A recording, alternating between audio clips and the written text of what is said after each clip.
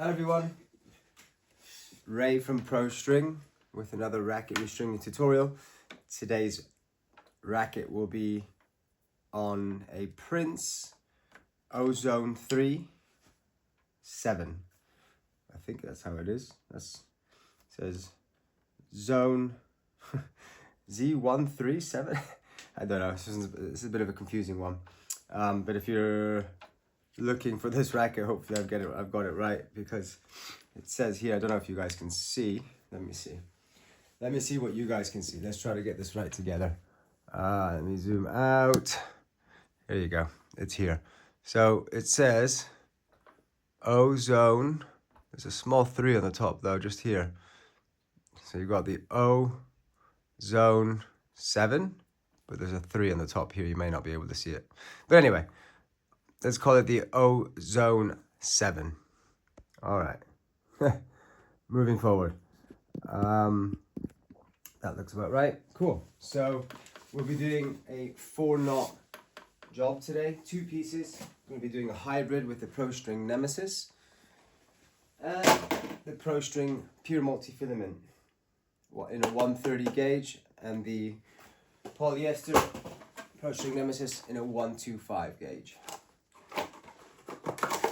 With the polyesters on the mains and the multifilament on the crosses, which is normally the most common way to do it. Some people may swap things around for a little bit more feel, as the mains are used a bit more when you hit the ball. So that give you a bit more feel, touch, power. Anyway, this racket has to be started from the bottom. This is a bit of a tricky racket. Not tricky, but I mean, especially depending what racket. If you don't have a lock, when I say a lock, you can see how I pull the lever or the block function on this machine, and it locks the base.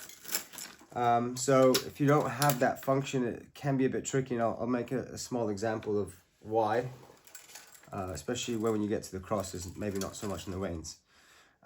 2, 3, 4, 5, 6, 7. It is a 16 by 19, I believe, if my memory doesn't fail me.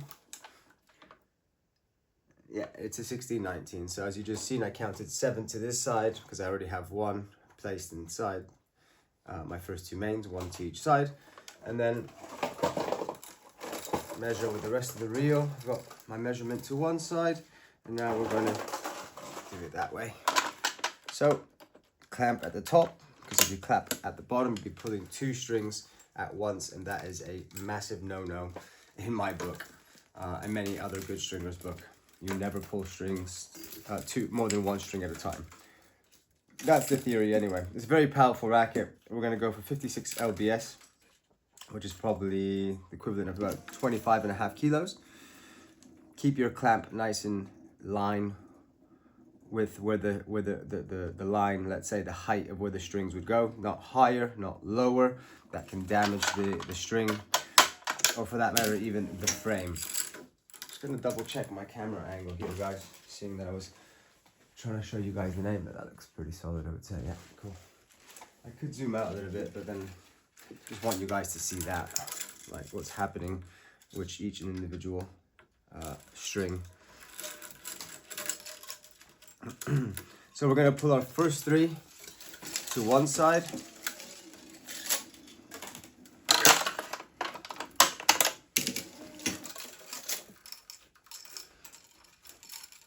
Always compensating the tension throughout the frame. You don't want to add unnecessary stress to the racket. This is when rackets go through the most amount of stress, let's say. These rackets have some rubber plastics down here for their grommets, which are just terrible. I wish they would have just used normal grommets. Not to say that it's not a normal grommet, but it is. It just breaks much easier, this material, unfortunately. 3 to one side. Now I'm going to do 3 to the other, so you want to make sure you're compensating. Somebody is calling me. I'm not going to restart this video as long as this has not interrupted the video, which it hasn't. Good. I tried starting the video a couple times and interrupted by calls. It's like the world knows you're going to do something. You don't have a call all morning. Well, all morning. It's only, well, it's just gone 10 a.m. London time. So the client was, just had a brief discussion with the client, the owner of this racket. They said they were breaking every 3 to 4 hours, which is interesting. You don't get too many people saying that.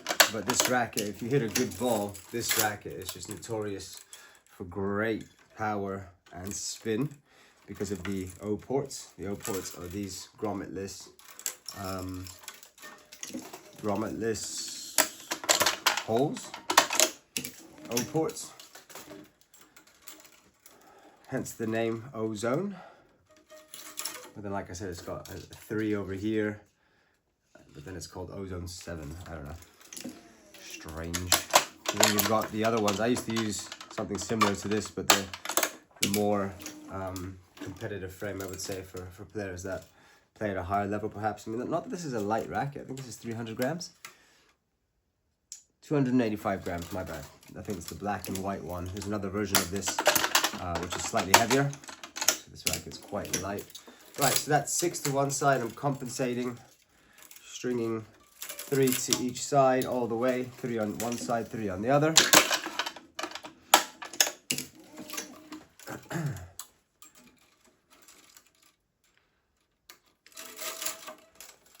Very important to string symmetrically. So a few to each side and then the other, and so on and so on. You want to take care of that frame. Frame really struggles a lot when a racket's being strung. So you just want to, it doesn't matter if you pull, I mean, when I say it doesn't matter time-wise, it doesn't matter if you're pulling 8 to one side and another, you still have to pull. It still takes exactly the same time. So why not be as kind as possible to your racket if you want it to last a long time? That is what you want to do. And that's our 8th last string. I've upped my tension 20%. So we've gone from 56 lbs to 67.2, which my machine is just showing me here on its LED screen. This is the Wilson Bayardo, guys, the original. Expensive piece of material. I do have the Wilson Bayardo light just here next to me as well, behind the camera. When I get an overflow of rackets, I get my one of my guys in to come here and string with me. And then we have another couple other machines at other workshops as well. There's 4 machines in total in our Pro String London workshops, because we have 2 more locations outside of London. This is going to be my 8th main. I have already pressed my button, my touch screen button on my screen here, back to 67.2. I keep threatening about doing a video on the Parnell knot, so hopefully that's close enough. I think you got a pretty good angle to see, and that's that. And again, through the first knot, and there you have it. Gonna pull, not too hard. I actually broke a multi-filament string yesterday, oddly enough. Luckily there was just enough. Sometimes I pull too hard. I don't know my own strength, I guess. Well, I say sometimes I pull too hard, relatively speaking. If I've got things in my head or whatever it is, and I'm just for a split second just pulling away, which I'm doing day and night. But sometimes you could just slightly over pull, especially with a soft string like multi-filament. Then it can pop, so be very careful. I did that mistake yesterday and I just wasn't 100% focusing on what I was doing. Sometimes I can string very automatic and not really put much thought into it, but I'm doing this again day and night, so it's just one of those things. Sometimes when you're in cruise control, you just slightly pull too hard. But yeah, anyway, what I was trying to say is don't pull your knots very hard. 1, 2, 3, 4, 5, 6, 7 and a half. Actually, this is 1, 2, 5. I took the wrong reel. Hopefully I noticed that. Quite a few reels on the floor here to my right hand side. The client is breaking strings rather quickly. Let's be nice to him. Give him the 130. 2, 3, 4, 5, 6, 7 and a half. He agreed that he didn't want to lose all the field touch and power, but he did want a bit more durability. So he's going through a small experimental process to make sure he finds the right setup for him and he's not breaking too frequently, but also happy with the feel. So this racket tells you where you need to do your knots, by the way. You can see over here, it's just the one circle above the, or around the grommet, and here you've got two, one for mains, and it actually says mains, and the other one says crosses, cross knot. Anyway, there you go. Now this is the interesting part on this racket. Well, I say interesting. It depends what machine you're using on this racket, because it can be a little bit nasty. So we've got a couple normal-ish grommets to start with. Guys, a very little important tool, the angled pliers. If you haven't got any, I very much recommend them for the sake of a little bit of small money. Should be able to pick them up almost anywhere, any hardware shop or any tennis kind of orientated shops and stuff like that as well. Well, maybe not at the shop physically, but online should be able to find it easily enough somewhere. But be careful, because some places sell without the teeth, so it's just smooth like this. But you want it with the teeth, so you're able to hold on to that string nicely. If not, it kind of defeats the point a little bit as well.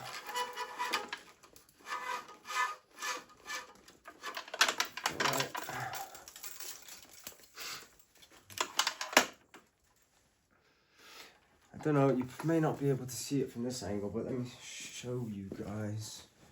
Oh, you can see it. Yeah, perfect. So you can see under and under.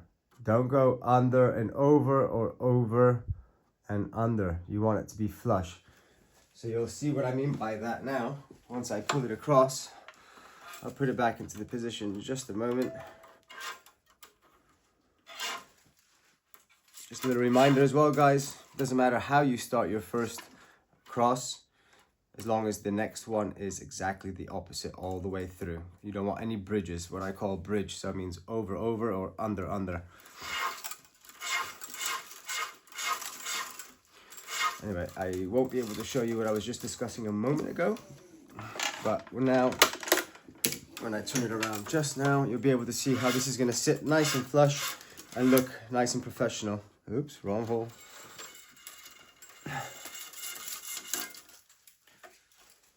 Black on black here.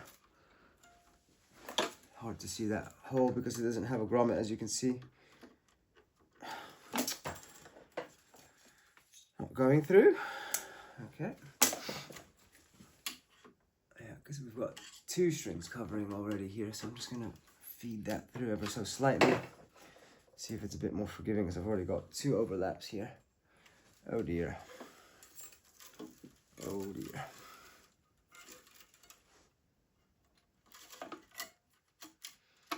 It's annoying.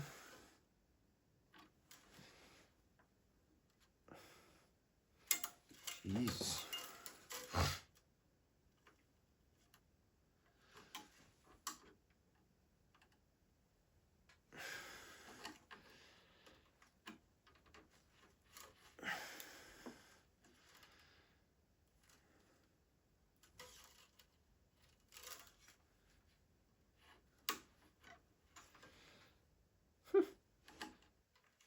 And there's plenty of space, but the angle of this string right now is not doing me any favors. Wow. The string keeps wanting just to go up and over. Come on. Okay, maybe. Problem is such a soft. It's wanting to go, but it's not. All right, let's cut. Let me look at that. So I'm gonna try to cut this as. Damn, this doesn't normally happen to me, but there you go. Okay, I think that's gonna go now. There we go. But it just shows you sometimes strings can be very stubborn. So imagine if that's happening now to me. I have many years worth of experience. When you're starting off, it's one of those difficulties you will definitely find, and it will annoy the hell out of you. But there you go. It is what it is, right?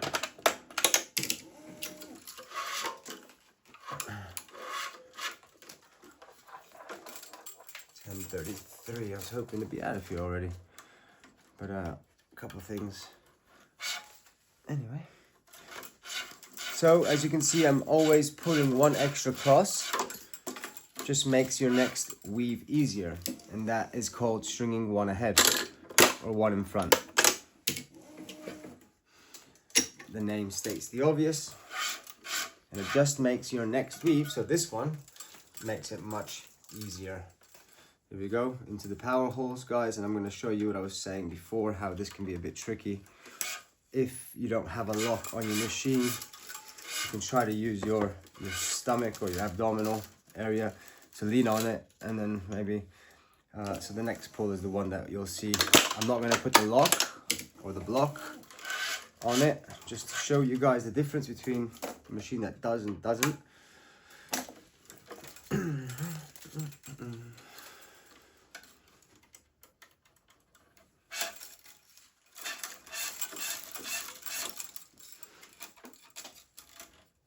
Okay, so this one, let's see.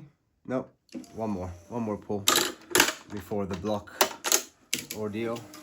Lock, block, whatever you want to call it. I guess it's a lock mechanism that the top part of the machine has this, which will stop the racket from moving around. But here you go. Let's see, after this weave, you'll see what I mean by, if you don't have a lock, this is what it's going to look like. You see how it just pushes up because there's no, it's just a massive hole in the racket pretty much. So good luck if you don't have a block mechanism or a lock. There you go, I've locked my machine, and even then it still wants to go, you see? Let's try that one more time. It still want to go. The first couple, sometimes the spacing is quite big in the O port, or so I'm just holding it a little bit with my stomach. Okay, but it's relatively straight. As you saw, there was a little bit of clamp moving, but that's the best that we can do, even with the lock. So, and again, we'll lock that here from, yeah, you see how it still wants to move? And I'm going to do that again to get a nice, good hold.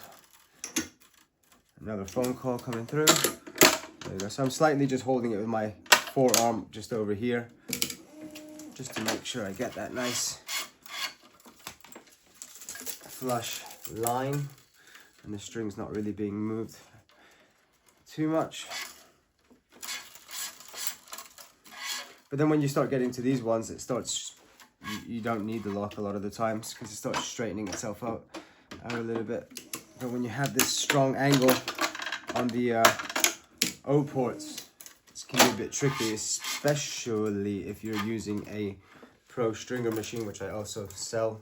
I'm a distributor for them, so if you need a Pro Stringer, let us know. But I think actually, no, that was the old machines, but I think the new ones now, they figured out a system where you don't have to go through that really anymore. I remember on some manual machines and the Pro Stringer, the old Pro Stringers, where the string just really stuck up here, and it's really, really difficult to clamp. You have to almost clamp over here instead of closer to the frame, which is more ideal. But that's what happens when you have smaller or less professional machines. When you have a big machine like this, everything is pretty straightforward with very few difficulties, let's say, or someone is very desperate to get a hold of me. They don't stop. It's connected to my watch. It's either lots of people or one person just quite desperate. I'll call them back when I finish this video. But I'm gonna not use the block here. There you go. So it starts straightening up itself now. No need to use the lock anymore. One thing less to do, but having that functionality is always nice. So, not a super tricky racket to do at all. If you've never done it before, keep an eye on where you need to start. It tells you where your mains finish and where your crosses, because if you start to the opposite side, it will not be able to you won't be able to do the racket because it won't coincide, let's say, with where the string needs to go through the holes. It'll be backwards kind of, and you won't be able to do it. So if you start, you'll have to always go back with a few strings, which happens very often at the beginning. You have to go back on yourself to get it right until you start learning about all the different rackets and stringing patterns out there. Very common, very common.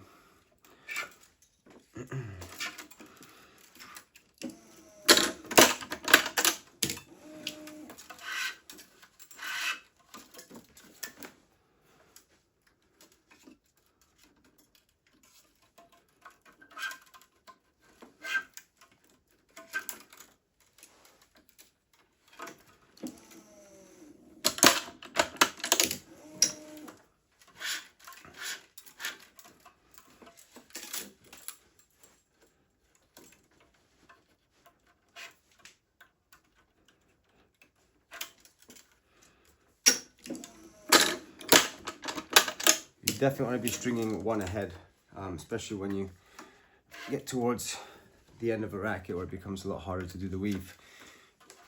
That might not reflect in this video or any of my videos, as at least I've been told the weave is pretty quick. So it will slow down a lot, especially, it slows down anyway for most less experienced stringers. When you start getting to the bottom, because what happens is the racket's holding more and more tension every string you pull, so it gets harder. There's less give in the strings. Anyway, we're at our last cross. String wise, that's how much I've got left, so I've done a pretty good job. So I won't be doing one in front now, as you can see the last couple, because of the way I cut my string and reduce wastage, which is always a good thing. If you can get half a set extra out of a reel, why not? Why not? Be good for your business, or good for your pocket, or good for the client's pocket as well. I always try to do my absolute best to not waste string, whether it's ours or the client's. And there it is again, the phone call. Wow. Parnell knot. So 20. I did add 20% to that, just FYI, guys. My knot. I'm gonna have to come to a quick end on this video because someone clearly can't live without me, or pro string. So there it is, guys. The Prince, let's see if we get it right this time. The Ozone 7, let's stick with that. The Prince Ozone 7 with O ports, mid plus, 1619, 285 grams, with a nice hybrid setup with Pro String Nemesis, Pro String Pure Multifilament, which is actually our best selling hybrid.